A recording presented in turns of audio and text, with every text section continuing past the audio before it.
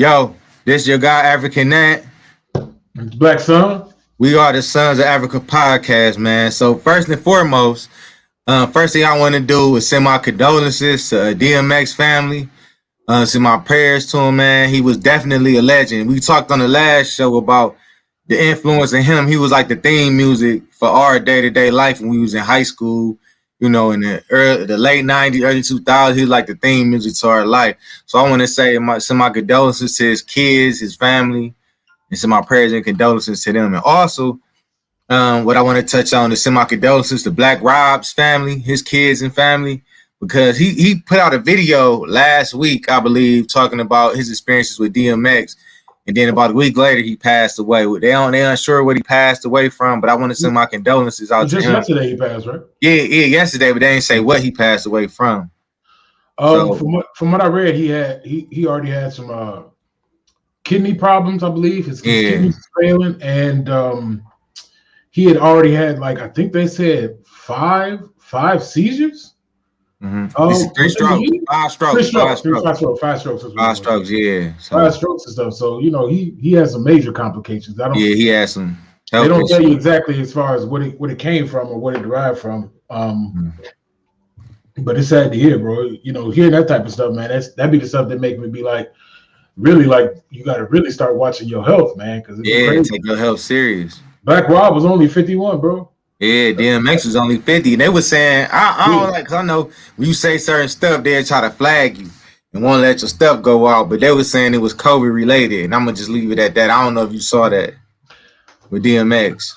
It wasn't that his was COVID related. They said it was the vaccine. He had COVID. He ended up getting tested positive for COVID after he got the vaccine. And they were saying like it was. Because the vaccine doesn't stop you from getting COVID. It don't. No. It don't stop you from getting COVID at all. It's just supposed to make it to where you can better handle it. Even though they say 85% of the people who get it won't have any like real problems with it. So 95. Okay, yeah, 95. Yeah. So that means that it's the vaccine really isn't for nothing because most of the people are gonna survive it anyway. So and this is the thing that they say. They say that they can guarantee you won't die from COVID. But you can't tell me how many people died from COVID. Nobody. They always died from complications or something else they had that, you know what I'm saying, that accelerated. The COVID accelerated it, but COVID never took them out. So don't let them. Well, it's the catch-22, man, because it is. If you have an underlying issue and you're not aware of it, and you catch COVID, there's a good chance that you may perish. That's the thing. So in that you got to understand the nuance of the whole thing as far as even though it's a good chance you might not die from COVID, you don't know if you have underlying complications. Second, you may be able to pass it on to somebody who does have underlying complications and they could die from it and things like that. The issue I have with the vaccine is that it hasn't been FDA approved. They haven't had enough time to test it and things like that. And there have been a number of complications from people who have received it, being allergic reactions to it or whatnot, and whatever else has been going on. So it's like I said, the whole thing's a catch-22, man, because it doesn't really prevent you from it. But if you were somebody in a healthy state, you don't really have any issues or no underlying issues, then 9 times out of 10, if you get it, you probably won't. You'll probably be sick for a couple of days. I've known a couple people at my job that has gotten COVID, and all of them have said for the first 2 days they felt terrible, bro. Felt like they was gonna die. All of this stuff. Those first 2 days was the worst for them, and then after that, it was kind of like it mellowed out, and they started feeling better and stuff. So everybody can take their chances with it, however it go. But I think the issue with it, they're saying with DMX was that not that he died from COVID itself, but from receiving the vaccine. And the vaccine does not prevent you from getting COVID. So if you still got issues and things like that, and you still get the virus, then there's a good chance that you still may end up dead from it. Right. So with that being said, I'm gonna just leave it right there because we ain't gonna touch too much on it, because I'm hearing that different people and different sources, they saying that if you speak about certain stuff, especially the COVID vaccine, then they'll stop your stuff from getting out to the people. So, yeah, they don't want people to be fear mongering and preventing people from getting the COVID. Right. So they're gonna prevent that. Just like when it first came out, they was censoring people who was actually talking about it on YouTube and stuff like that. So Okay, so I want to add this video to the screen. I want to see what you think of it.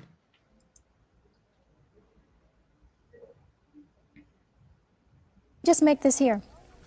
You say in your book, there is no history of the black man settling down with one woman, right, and never desiring to have another. Before Right. slavery, during slavery, or after slavery, That's the black just the man truth. has never been recorded to have just one woman. right. Well, I think there's some actual facts we can look at on that. Monogamy has failed for the white man in America. But this is like saying it's okay. It's not me saying it's okay. This is how they're living. I'm giving you the history of what their life is. Black men haven't been waiting on me to tell them it's all right to have more than one woman. Neither have white men. You know, this is just what they do. I'm not talking about fornication and adultery. I'm not talking about one-night stands and running around rampant with other women. That's not the kinds of when I say more than one woman relationship. I mean that before we came to America, our men had more than one wife and family. And we were satisfied with it because we had not met the monogamy idea. We had not met the American white woman who, you know, insists on certain kinds of values in her man. So far, I don't want you to really comment, but I mean, you understand where she's going, right? yeah, I know. Okay, all right, okay, I'm about to play. We had not learned envy and jealousy.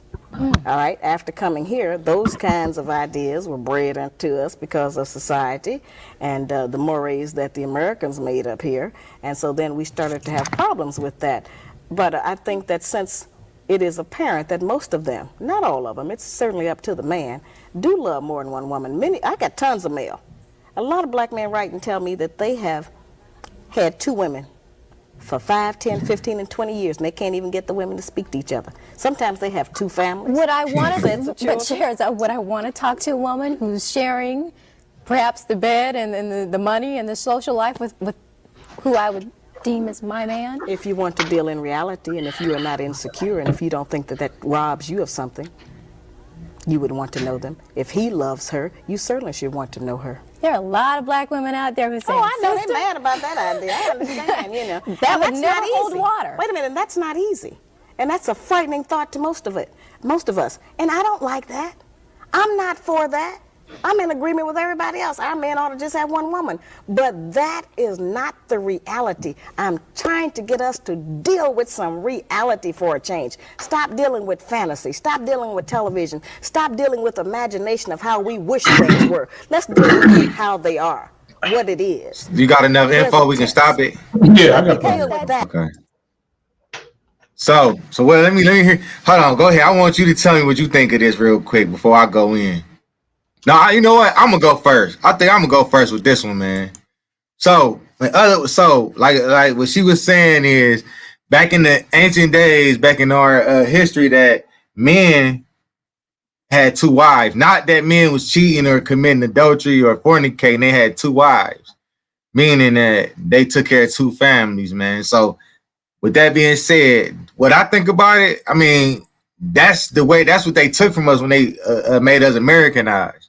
And I had been read that in history from research that I done, that we had back in our, we was in Africa and stuff, back in our villages, whatever, they had more than one wife, and that was acceptable. And the wives accepted that the men had two wives. So like, if that's what it was, that's what it was. Like, now, could I handle that, having two wives? I mean, it sounds good and dandy.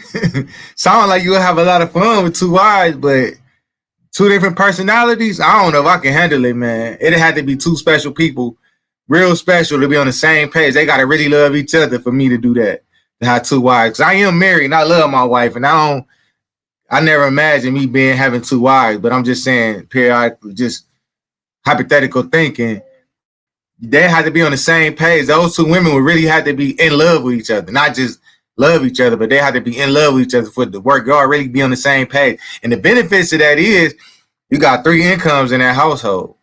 Imagine breaking down three incomes in one household, man. How beneficial that is. You know what I mean? So that's a good side to it. And another downside that I know of is is them personalities, man. That personality clashing. You know, women don't get along. Women get jealous for time with this person and that person. But I don't think, honestly, I don't think that's bad though to have two wives though. If you can handle that, if you can handle that sort of thing, I don't think it's bad to have two wives. What you think, man? But hold on, first, would you have if your wife would say, you know what? I want to bring another wife into our marriage, another woman, so we can have another wife in our marriage. No. What would you do that? No, because explain why wouldn't you? I'm about to explain a whole lot of stuff. Okay. Okay. One. What you said is you have never studied or found anything in history that corroborates any of the stuff that you said. Monogamy was the norm in Africa. Period. Even in ancient Egypt, monogamy was the norm. You had people who did have multiple wives, but the norm has always been a monogamous relationship between one man and one woman. There is no such thing as everybody had all these multiple wives out there in Africa, period. This is just a made up bullshit that people come up with because they've read about people having more than one wife. Second, the person that always typically had more than one wife was somebody who was wealthy. They were well off. They were able to do these things. If you want to practice monogamy, there is no three incomes. There's one income from the man, and the woman is the one who takes care of the household and things like that. That is actual polygamous relationship that is supposed that everybody keeps talking about they want to do. So this whole issue about people talking about we're gonna have these three incomes, no, bro, that's not how it's supposed to work. It's supposed to work that the man takes care of both women and provides the financial means for the whole family. While the women may do menial things, they may bring in some income. That is not their job to do. Basically, what everybody is trying to do is try to get two women to take care of one man. That's what the real thing is, what dudes are trying to do, and that's the game that's trying to be played out of here. No, I'm gonna have to cut you. I'm gonna have to cut you off. I'm gonna have to. That's not. How you gonna cut me off? Listen. Just listen. Hear me out. Hear me out. No, but I just want you to listen. All right, go. I'll come back to it. I'm gonna write it down and come back to it. Go ahead. Continue. All right. That's the game that everybody trying to play. They trying to get two women to take care of one man, period. That's not the way monogamy is. That's not the way a polygamous relationship is supposed to be in general. It is supposed to be the one man taking care of both families. Second, it's never that it's said that it has to be limited to just having two wives, and that's another thing. Y'all want to limit it to two wives. If you're going to be doing that, you can have multiple wives. You can have 5 wives, 6 wives, 7 wives, 8 wives, 10 wives. There is no limit to just one man and 2 wives. This is once again another fantasy that men want to have with other women, men and 2 other women and things like that. That's all it is, man. It's a game that people trying to play and people trying to use ancient history when they're not even using ancient history, because ancient history, like I said, if you were to go to Egypt and look at what they got on their tombs, monogamy was the main thing that was practiced. That means a man and a woman was the main thing that was practiced within it. If you go to anything, because we don't have much recorded knowledge of what other ancient tribes were doing, but those that we do have, we find out that monogamy was always practiced. It was the norm. It was not something that just came out from the Western society. That's also a made up thing. It ain't the white man that came up with monogamy. Monogamy has always been a practice. It has always been a thing that has been going on. And if people want to go through, and like I said, most people want to use the Bible as a term for it, but that would be a false equivalent too, because even in the Bible, God told the kings that they should only have one wife. So every king that had multiple wives already went beyond what God had said that they were supposed to do. Second, if you look at what happened with anybody that had multiple wives, there was always problems with the wives and with the family. They always had some type of contention. It was never this hunky-dory, sitting down, we all peaceful, we all getting along type of relationship. Why? Because one, women vie for attention. And so you cannot equally give your attention to each woman. So therefore, jealousy and everything like that is going to arise. This whole idea that jealousy and everything like that hasn't been introduced, that's a dumb thing to say too, because kids at young age display acts of jealousy when they don't know nothing about jealousy. So how are we going to say that this is something that was just made up or brought in from one society to another? Like, I get tired of black people always trying to subscribe to these retards that be on here. Well, I don't mean to use the word retards, but these stupid people who be up here trying to promote that they somehow enlightened with bullshit, and all they do is spit bullshit to people who don't know no better, because nobody really wants to get up and thoroughly research these things. They want to look at a couple things here and a couple things there and think they know what's being talked about when they don't know nothing. Like, go deep into this stuff, like really, really deep into this stuff, and really learn about it before you get out here and just start speaking about it. And then you speak about it to people who don't know no better, and all they do is promote an idea that people have already set in their minds to think that it is true. And then when they hear stuff that's contrary to it, they want to buck and kick and say this and that. But go ahead, what you got to say now, bro?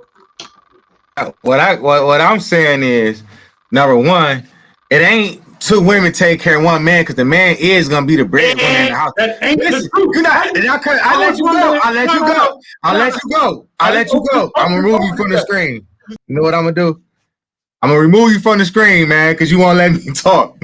So. Hey, I'm gonna let you be a host too. So you're gonna be able to do this. I figured out how to do it, so you can maneuver stuff around. But what I was saying was, my thing is with it's not two women taking care of one man. It's the household. The man is gonna be the breadwinner of that house. He gonna bring in the bacon. You know, the women gonna make it. Imagine your wife coming being tired and don't want to clean, and then your other wife be like, "Hey, you know what? I'll take care of this for the day." Y'all break it down chores, because the man do help clean the house. Men just don't bring in the bread. We do help clean the house. I'm just giving you the benefits of this, man, that I can see. But they got to be two special women that can be on the same page for this to work. They got to be on the same page for it to work. And one, you said it's always going to be envy. It's always going to be jealousy. I don't agree with that, man. I don't think that people always jealous. Jealous is not a trait that you born with, or you born to just learn to be jealous. I don't believe that. You do that over time when you seeing people doing certain stuff. Or I can't even call it, but I think jealousy is a trait that's taught. I don't think jealousy is just you just learn from just learning it. I think it's taught, man. And it comes for over time, man. But go ahead, I'm gonna add you back. All right. Once again, you talking about some bullshit, and I'm about to tell you how you talking about bullshit. One, the man ain't the breadwinner if you got two women bringing in income. Automatically, the women are the breadwinners because their income combined is about to surpass the man's. So basically, they are taking care of him. They can pay the majority of everything. But you got to think about something. Nowadays, women ain't stay at home moms no more. Women out here getting money. Women out here getting careers and stuff. Exactly, bro. So once again, like I just said, the man is not the breadwinner. He is now been surpassed by the two women. They hold the majority control of what goes in the house because they make the most money combined. Period. And so basically, it's two women taking care of one man. That is not how it's supposed to be set up. In ancient history, it's set up that one man takes care of everything. They take care of both women and all of that stuff. What y'all are trying to incorporate is something that isn't even dealt with in ancient history. So now y'all trying to make a new thing. Y'all trying to call it a new system of polygamy and stuff like that. When that's not the way. But then y'all want to say it's a new system, but try to hold on to the old ways. And that's we didn't say it was a new system. And then if you do your research, you ever seen Hidden Colors? I've seen Hidden Colors, bro. Do you know the history from before Hidden Colors when we was in Africa? You know, majority of them Africans I'm gonna say this right now. Don't talk to me about no Hidden Colors if you ain't thoroughly researched the stuff that they spoke about. Because most of the stuff they talk about in Hidden Colors be bullshit too. It be based off of cherry pick things that they want to use to make it seem like this is how it was. When you check real history, as I said, real history shows that monogamy was the norm in Africa. Right. Not polygamy, monogamy. So that means it's always been one man and one woman in a relationship was the norm throughout. No, because you know why? Because most Africans are Muslim. They was Muslim. Most of them is Muslim. No, Islamic. Not. Ancient. They is. This is ancient history. This is before Muslims came around. And before Muslims came around, Christianity was already in Africa being practiced. So therefore, you can't put it on that the fact that Muslims might have brought in the whole aspect of being more polygamous in their relationship. But if Muslims wasn't there, then what was they doing before Muslims? Monogamy. So then therefore, if you keep going back, further back you go, this is why I said ancient Egypt, not modern day Egypt, ancient Egypt. Ancient Egypt didn't have Muslims. There was no Muslim religion at that time. And monogamy was the practice. It was the norm.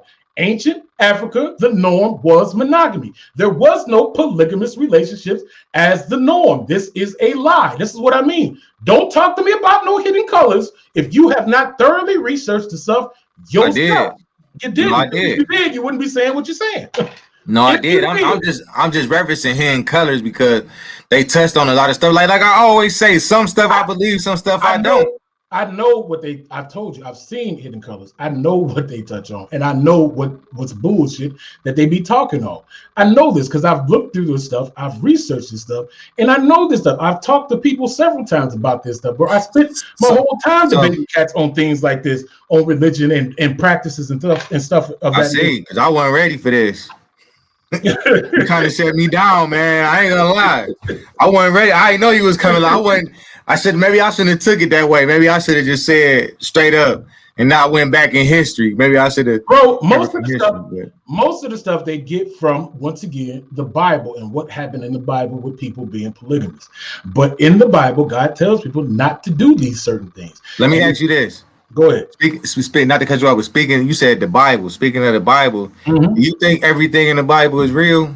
No, I ain't saying the spiritual part. I'm just saying, for religion purposes. Most of the Bibles is set to fit certain religions. Do you think everything in the Bible is accurate? Set to fit what religion? Like, have you ever studied Jehovah's Witness? They got the New World Translation, and they changed certain words in the Bible. Because I did this personally. Did it? I had to see for myself. They changed certain words to fit for what they beliefs was, what Jehovah's beliefs was.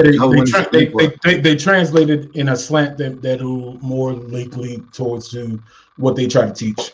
Right, and so and other religions do that too. A lot of them do that, man.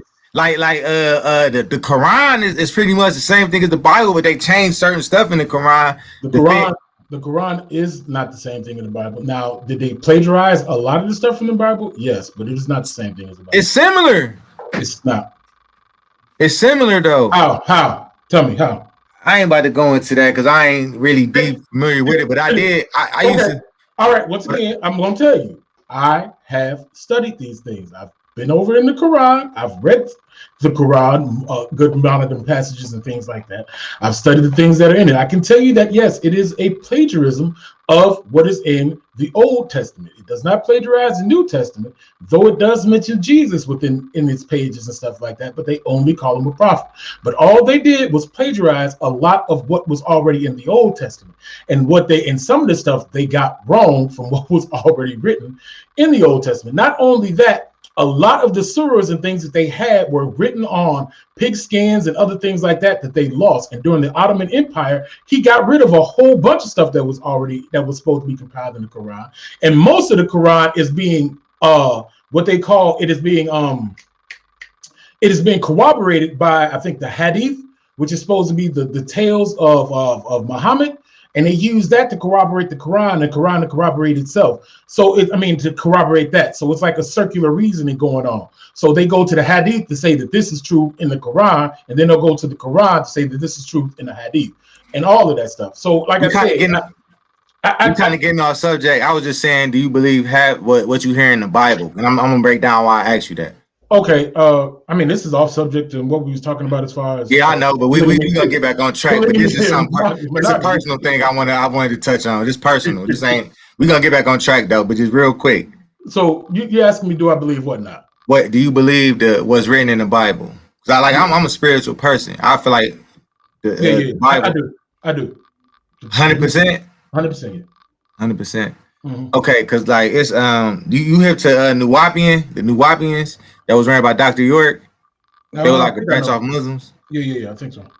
Yeah, then it's another one too. Is it the 5%ers come from Islam and all that? Yeah. So I believe a lot of the stuff, some stuff in the Bible is real, but I also believe they changed certain words to fit their religions. And I said that to say is all of them is hustlers, man. They all hustling. Pastors. Okay. All right. Whether or not they change certain words, what does that got to do with the Bible though? Because if you change certain words, it'll change the whole scripture. It ain't even the same scripture anymore. It is not saying the same thing anymore. Yes, And yes, then yes and no. people will be confused because 5 different people can get 5 different things from that one scripture because they changed a certain word. You know what I mean? So that's when people get confused. Like, all right. So I need you to give an example. I don't have no Bible here to get this example, but now, can people misinterpret scripture to fit what they want? Yes, they can. But you would have to give me an example as to how it says. Like, I've read the scriptures I have a New World's Translation with me here at the thing. My wife was a Jehovah's Witness and stuff. I studied with Jehovah's Witness. I studied for 3 years with them. I know they've come to Mama's house to talk to her, and I sat down on the porch and I talked to them about Bible and stuff like that. And when I do these things, bro. I know you do. I study these things. That's why, you know what, we just gonna leave it alone. We're gonna talk about this off camera because it's some personal stuff for me, man. I don't want to sound like I'm just babbling on. You know what I mean? Yeah. I be all over the place. So I think I gotta have the Bible in front of me, both of them, and then I can break it down better because this personal. Like, this is something personal. It ain't really. You know what I mean? You would definitely have to do that in that aspect and everything, because like I say, even now I talk to my wife now. We just had a discussion about certain things that I believe that's within the Bible that she was taught that wasn't the case in the Bible as far as from a Jehovah's Witness standpoint and things like that. But like I was saying, and going back to the original subject as far as polygamy and stuff goes, if you go back into the ancient realm of what it is, monogamy is the norm that was practiced. There is no such thing as this. The norm was polygamy. The only people that did polygamous relationship were those who were wealthy. They were well-off people. And why were they well-off? And why were they able to do it? Because the well-off person took care of everybody.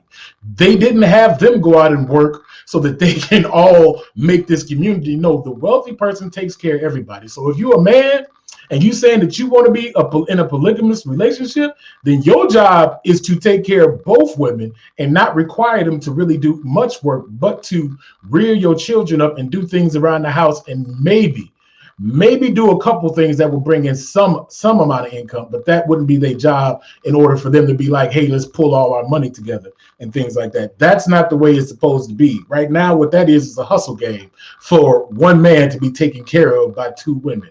And this whole thing about, well, if this woman don't feel like cleaning up, and then the other women, what if they both don't feel like cleaning up? You know what I'm saying? Then what? And the man clean up. Then you clean up. That's just like if your wife don't feel like cleaning, you go clean, right? Yeah, but that's my wife.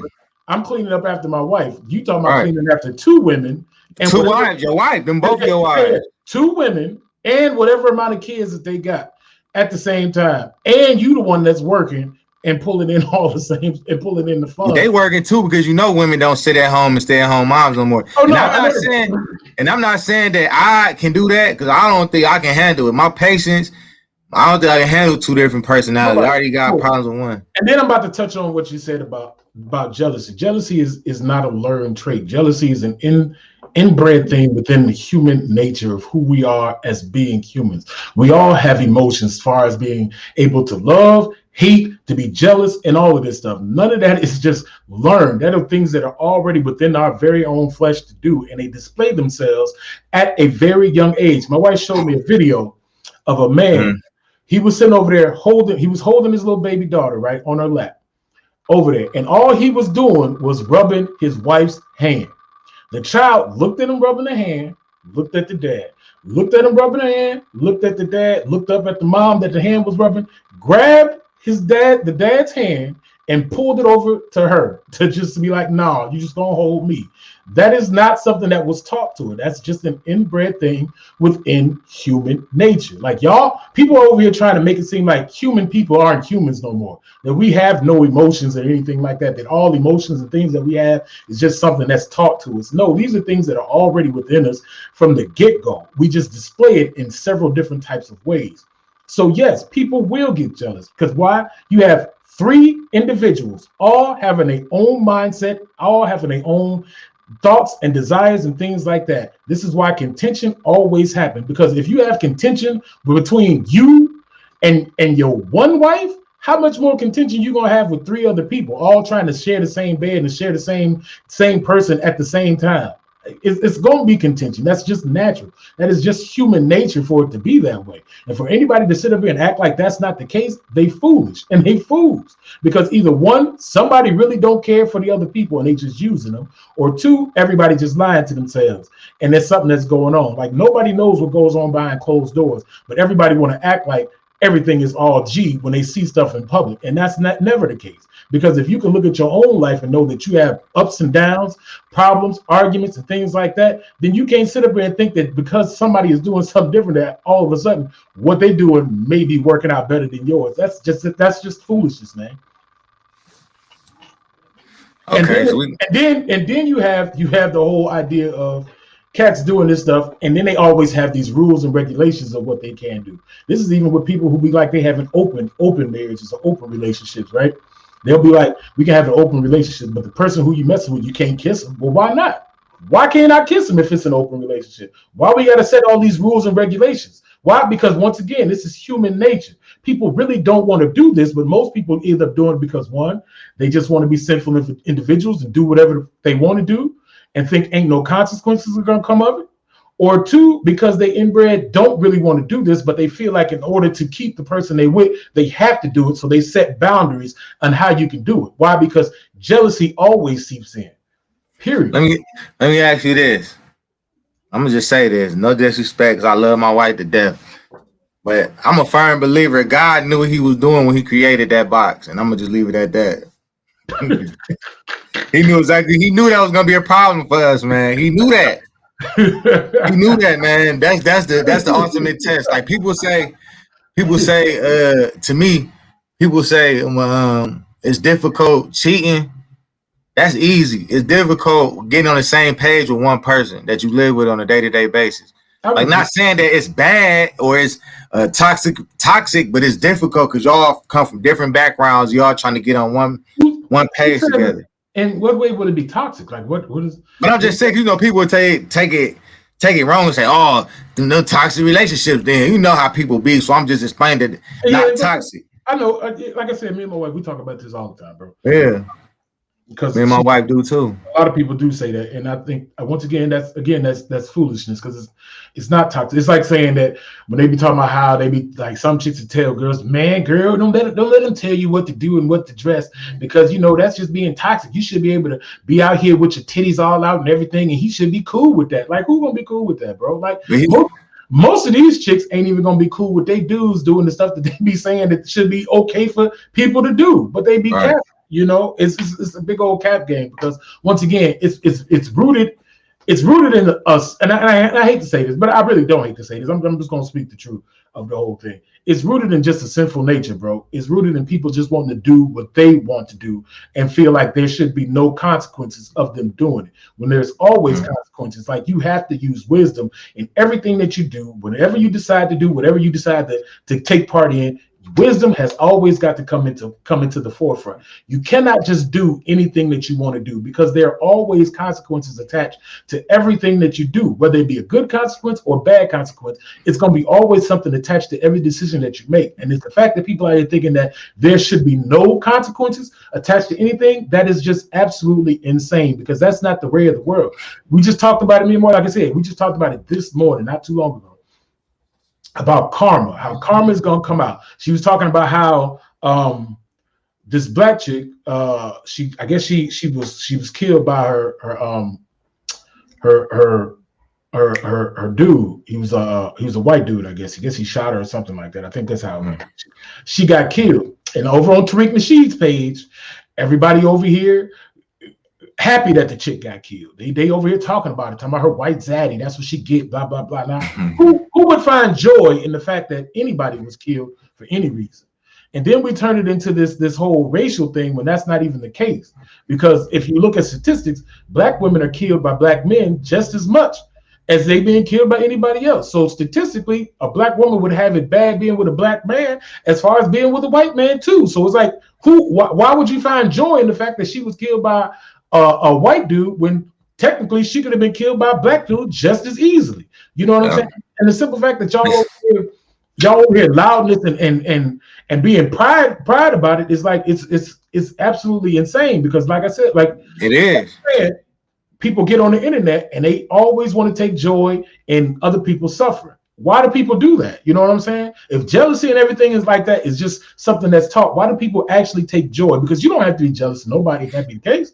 If it's something that's taught, that should be something easily you can get rid of, right? It should easily, you can just stop. Nobody needs to be jealous unless they just want to be jealous. So then therefore, how can it be taught? Why would you want to be jealous? If you really like it's something that's taught, you can be like, hey man, I don't really care. It's because this is all inbred within everybody's flesh. And people just want to do what they want to do without having to worry about suffering the consequences. And what my wife had told a couple of the people was that, hey, karma, whether you want to believe in God, whether you want to believe in the universe, whether you want to be a Buddhist or whatnot, all of these principles, every principle in the world has the whole idea of karma, as far as you're going to reap what you sow, period. That's in every religious belief that you could think of on the planet has this fundamental tenet of reaping and sowing, that whatever you put out is what you're going to get back. Plain and simple. And people don't want to believe that. So people want to think that life is without consequences, when that's not even true when it comes to universal law. As far as mystical, mysterious, spiritual, whatever people want to call it, that has always been one of the fundamental foundations of any type of spiritual aspect that you can have, is that you're going to reap what you sow, period. So you cannot just go out here making choices. That's a fact. Not thinking that you won't have anything come. That's a fact. And karma come fast. But that's a good segue. We talked about the man that killed his wife. That was a good segue. We talked about the man that killed his wife to our next topics. We're gonna switch for time's sake. You know what I mean? We're gonna switch because one thing I want to do is, before we get to that, I want to have a show. We talk about this internet, this social media, how it's ruining people. Period. We're gonna talk about that on the next show. You know, because I think it's ruining people. I think people got cult followers on social media and everything they say people believe. I think it's just ruining people. And the purpose of it was for people to put their product out there without having to go to the masses. But we're going to touch on that on another show. But this is a good segue to go to this next topic real quick. And it's about gun control. I want to see your opinion on this. I saw this and thought it was interesting, since we both are concealed carriers, have concealed carry permits. You know what I mean? So I want to see what your thought is on this. Gun violence set to roll out a number of gun safety measures today after this new spate of mass shootings. Chief White House correspondent Cecilia Vega has the details. Good morning, Cecilia. Hi, George. Good morning to you. So the White House has been under increasing pressure to do more on guns in the wake of those mass shootings. And officials here say real gun control is going to have to come in the form of legislation on Capitol Hill. But that's not what they're doing here today. They're not releasing many specifics. We know the president is expected to sign a series, half dozen or so, of executive actions, including one of them that has to do with these so-called ghost guns. These don't have serial numbers. They're sold in home kits, or they can be assembled at home. They're not subject to background checks. The White House wants the Justice Department to issue a proposed rule that would curb the proliferation of these guns. The administration also wants to regulate what's being called a stabilizing brace. These are accessories that can turn a pistol into a short-barreled rifle. The president is also, George, expected to nominate a gun control advocate to run the ATF, David Chipman. You can see him there. The president has promised that gun control legislation would be a day one priority, George. That hasn't happened yet. The White House, though, is calling these initial first steps. And part of the So that you got the gist of it, right? Yeah. As far as the gun control. So I'm gonna tell you what I think. I'm gonna go ahead and tell you what I think. This is what I think with that, man. I think that if you were consider, I understand that they want to get the illegal guns off of the streets, because they should. Like, I really 100% agree with that, because guns don't kill people. It's idiots with guns that kill people. So we got to get those illegal guns off the streets, because most of those, not most of the killing, but a lot of it is due to people that's not trained to carry a gun, that's not trained to use a gun. You know what I mean? That's using those guns. Because I never known that it was a black market for guns, that you can buy brand new guns without serial numbers and all that. I never knew it was. I knew you can buy them off the street with scratched off serial numbers and stuff like that, but I didn't know you can buy brand new out the box without serial numbers. And I think that is a problem. And I also heard they was planning to when they do approved this law, they want to go in people's houses and take guns out. Now they didn't specifically say people that wasn't concealed carriers, who has concealed carry permits, or people that had guns registered to them. They didn't say that they was gonna take the guns from those people. They didn't specifically say who they taking them from, but I heard they was gonna be having police knocking on people's doors to take guns out. I think that everybody should have the right to bear arms and protect their home, number one. So I don't think they should just take guns from just anybody. I think they should take guns from people that's not. I mean, if you got a shotgun in your home and you might have a felon or something like that, or you can't have a registered gun, I don't think that's a bad idea. That's not bad because people are not carrying shotguns around on the street. But it's really just to protect your home. You know what I mean? I don't think that should be a big deal. But if you have multiple guns and they're not registered to you, that's a problem. You know what I mean? That's a problem because they're getting sold to any and everybody. And I think that's a problem, man. So let me hear what you got to say on that. That's just, my little thoughts on it. For one, I don't think they're gonna be able to come into anybody's house and take any guns. I don't think that's ever gonna happen. If it did, we got too many white people who are armed to the teeth and probably will not let that happen at all. And I've seen some people, I know some people that have multiple guns. I mean, ARs, all types of guns you can think of, and they continue to collect guns and put them together and things like that. I myself am looking to want to try to actually assemble my own AR by getting it piece by piece. I've already taken my AR that I have now and taken it apart and put it back together. So I got a pretty good idea on how to put one together and things like that. Excuse me. But for the most part, there is no getting guns from illegal guns off the street, bro.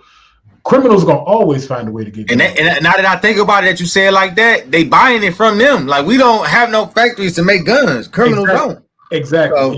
So, there's been long time rumors and conspiracies about guns being dropped off in the hoods in Chicago, St. Louis, you know what I'm saying, and Detroit, all of that stuff. So somebody putting them guns out there for people to That's have a fact. like that. So who doing it? Because like you said, we don't have our own factories. It's not like we got some secret factory where gangs just manufacture guns and just pass it out, things like that.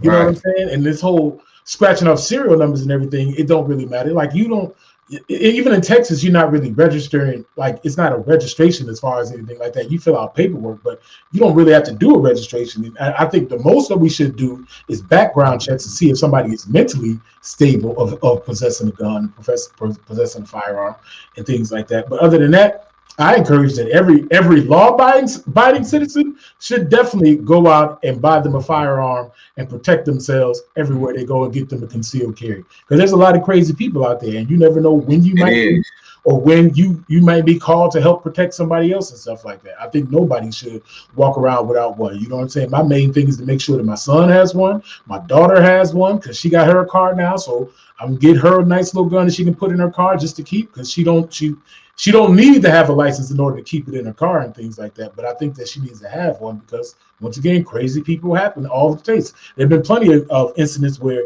somebody got into a car accident with somebody, and then one person was so mad they pulled out a gun and just shot him.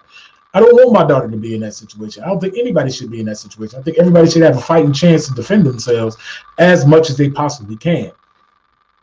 So with this whole gun thing, it's just stupid that they always want to take whatever shootings that happen as a means to say we need to take away all the guns. But the only people they're going to be taking away guns from are law-abiding citizens. Facts. Because they're not going to take them away from criminals, because they're going to keep them. They're criminals. Right. Everything they do is going to be illegal. So you think they're going to have a legal firearm? And if you came and took that firearm, you think they won't find a way to get another? Because why? America is built off of capitalism. So that means to make money. So that means anybody who can make some money, even if they have to do it illegally, are going to find a way to do it so they can make that money. So you. Now that I think about it, I'm sorry to cut you off though, but now that I think about it, a lot. I know. But sometimes you can get long-winded. Go ahead. No, but now that I think about it though, the main reason why they want to take them off the street is because they getting sold without being taxed, because they selling the pieces and they just putting it together. That's the root. That's the real reason. Just like with marijuana, not marijuana legal every fucking where. So anybody that got a weed charge, they felony should be taken off. They should be out of jail if they got a weed charge if it's legal. Like I just recently went to Detroit with one of my cousins. We went down there and we like bought weed from a store, and I'm like, God damn! I'm thinking like, could you believe this? Marijuana from a store, like you could just buy it from a store, like big lumps of it, lots of it though. Like it's crazy, you know. I'm in Cleveland, you know what I'm saying? They ain't got that there. You gotta have a dispensary card to get it in Cleveland, but not in Detroit. It's for municipal use. So they found a way to tax it. Pretty soon they're gonna be selling crack cocaine in the stores. It wasn't that they found a way to tax it. It's just that whoever was in legislation probably put the numbers out there as far as how much. I mean, because you got to remember, the people who arrested all these people, they know the amount of money people make from selling weed and stuff like that. So they knew that people who were selling weed was probably making bank. So, you know, the powers that be, as we could say, aka the white man, came up with a way in order to say, hey, let's legally sell this stuff, put a tax on it. But even if we put a tax on it, we still gonna make a lot of money because there are plenty of people out there that will smoke weed. And if we do that, we can bring in a whole bunch of revenue. So they made it a legal process. And you are correct. Pretty soon, crack, all of that stuff is going to be legalized as far as they're going to be able to sell it to people who want to do it. The problem is that with cracking all of that stuff, that junk can really tear up your system. So I'm pretty sure that they won't do that until they come up with a system to implement, just in case people are becoming too much of an addict or going OD on stuff. But it ain't the crack, it's the stuff they cutting it with, that the fentanyl they saying is really what's killing people. It ain't the cocaine, rather. It's the fentanyl that they cutting it with. That's like saying people don't OD from cocaine, bro. They do, and they don't got nothing in it. But yeah, because it's cut. It ain't pure. It's what it's being cut with. You saying cocaine isn't pure? Or no, crack? It's not. They cut cocaine too. Oh, do they? Yeah, that's how they stretch their money. They cut cocaine too. What they? You know what I'm saying? I guess that fentanyl. They cutting everything with fentanyl. Whatever that is, that's like a man-made ingredient. I don't know what the fuck fentanyl is. I just keep hearing about the world. It was the war against heroin, the war against drugs. Now it's just the war against fentanyl. That's what's really killing people is the fentanyl. They said, I'm serious, man. It'll be on the news all the time. I'm like, what the fuck is this fentanyl shit? And I found out from research that they cutting drugs with fentanyl. Like heroin, they cutting it with crack. They said people just asking for specifically for the fentanyl. They don't even want the crack no more. They want the fentanyl. Like it's crazy, man. It's real, you know. And I think it's a man-made ingredient to cut it. You know, I'm not sure, 100% sure. Here's the thing: if they are cutting it with these things, then the thing is they're cutting it with it because it gives you more of a high and an addiction rate problem. Because that's the point of it, is that if they can get you to get a good high and get you addicted to it, you'll come back for more. So if they don't cut it with that and they just sell it, if you're saying in the pure form, if you're saying that pure cocaine don't kill people, I ain't saying it don't kill. I ain't saying it ain't gonna kill you. I ain't said that. I ain't say that. Don't put that in my mouth. Well, that's what I was trying to say. Okay, but you're trying to make it seem like it's cut with other stuff, and that's the stuff that's killing you, not the pure. No, I ain't saying it pure because too much anything gonna kill you. Too much Debbie cake gonna kill you. I mean that is true. So it's like. But what I'm saying is that if that was the case, then if people got it and it was in its pure form and it didn't give you that much of a high, or it didn't have you that hooked, then it wouldn't sell. You know what I'm saying? People wouldn't really get into it and things like that. Only one thing in this world. Those who are in cocaine is into it and all that stuff. Yeah, because I ain't into it. I don't do weed or nothing because weed is a drug.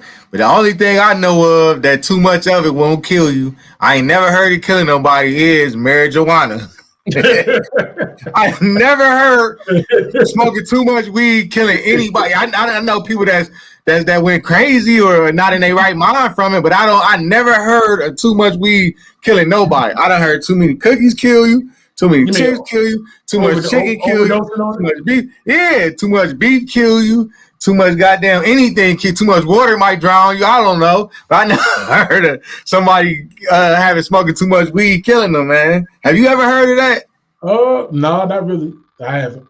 I mean, I'm pretty sure you can look it up and find out, but I haven't. And I definitely know dudes that's potheads. If it was an OD, they definitely would OD. You You know what I'm saying? But I never heard of that, man. You know what I'm saying? In fact, it's more of a healing, like, because you can use the rub on your sore joints and stuff. I thought about using it, but I said if I use the oils, I might want to crave to smoke it. You know, and I ain't trying to. I ain't no smoker. I might smoke a cigar here and there, but All right. I ain't know.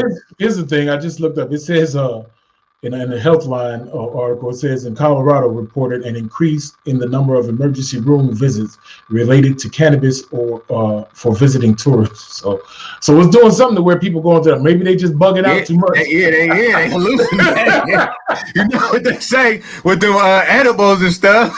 So maybe they just bug it out. I'm Batman. They gotta go to the hospital.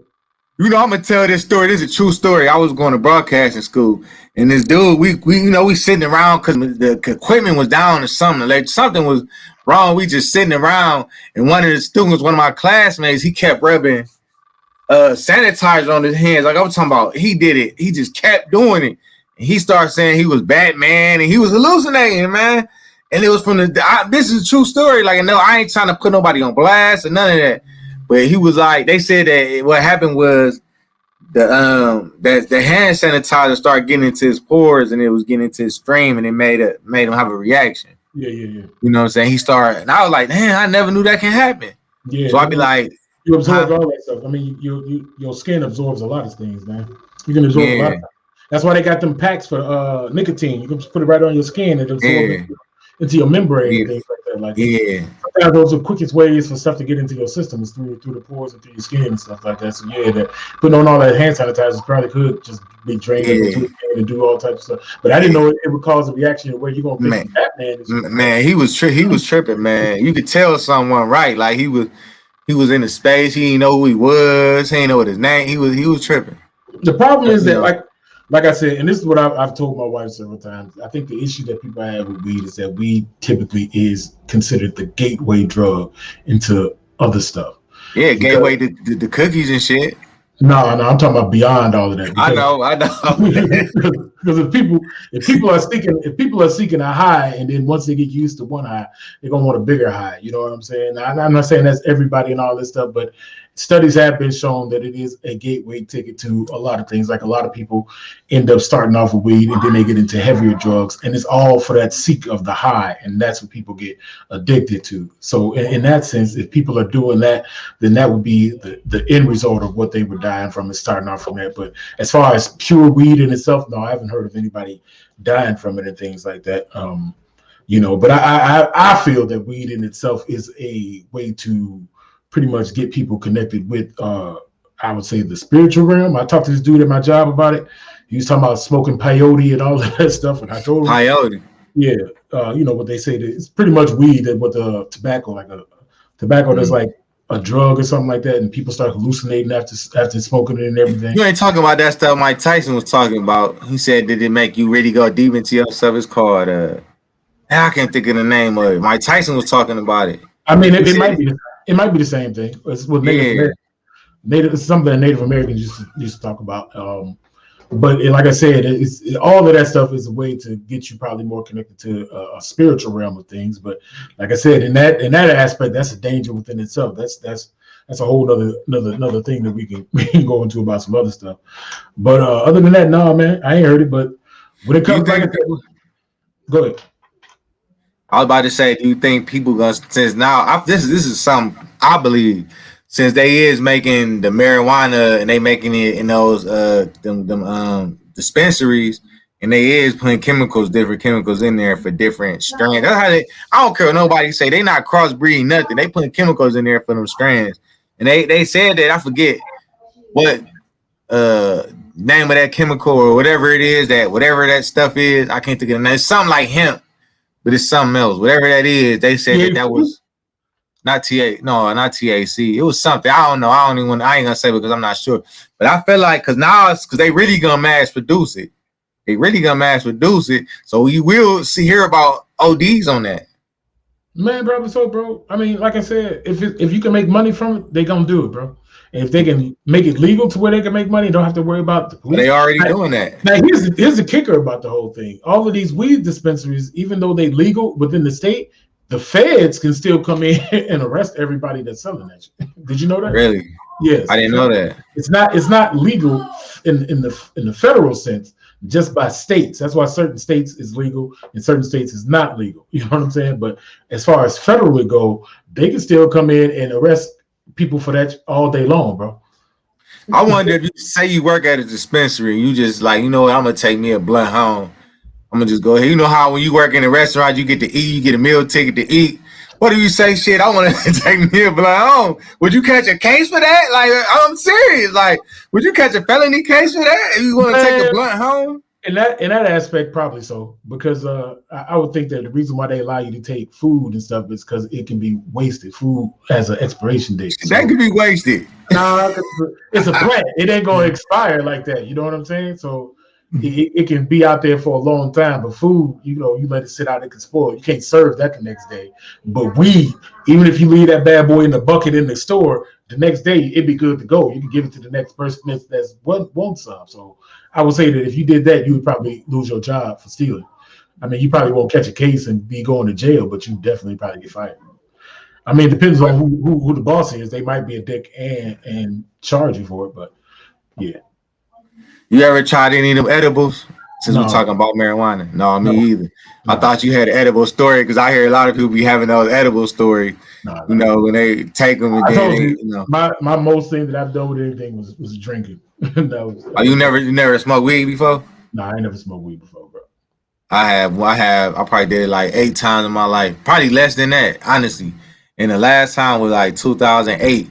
And when I tell you that when I hit that blunt, and every time they say something, I would hear it over and over again. So they say something else, and I hear it over. I was like, man, I was like, I went to the store and bought some milk, man, trying to get sober again. I was like, never ever in life again would I mess with anything in that form that control my thoughts, man. I don't like nothing that can control my thoughts. I was tripping. Oh, goodness, bro. Yeah, that was. If I tell you some of the stories my wife done told me from her smoking and stuff like that, I told her that y'all cats that be playing with that should be playing with some other stuff. Fire, boy. It can lead to some more other things. Cause like I said, that stuff alters your mind a whole bunch into a whole nother realm of things. That's why I ain't never messed with it, and I'm probably never gonna mess with it in my whole life. But you never hit a blunt or nothing, like literally never like just. Nope. And that's all I did. I would like it mainly be on my birthday. I just hit the blunt one time, and that's that. You know what I'm saying? No. And I had good. I ain't gonna lie. I done smoked it. I probably smoked it like 6 times, man. If I really sit back, I can tell you exactly. It was probably no more than 8. And I done had times where I smoked it and it was cool. Like it boosts. I was drinking already, so it kind of boosts me drinking, and it was like I felt real good. I never had a desire for none of that stuff, bro. I never. Nah, me either. I didn't either. I never had a desire for it. Never thought about it. Never thought that it was cool to do. Didn't think that's because everybody else. Neither did I.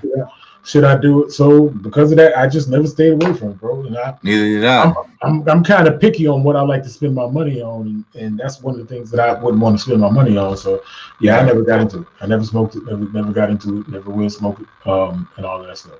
My son smokes it though, from what I hear. Yeah, he said he do. He said he do. He said he do. He was telling us in the family group that he smoked. Yeah. Like, yeah, you know, I smoke.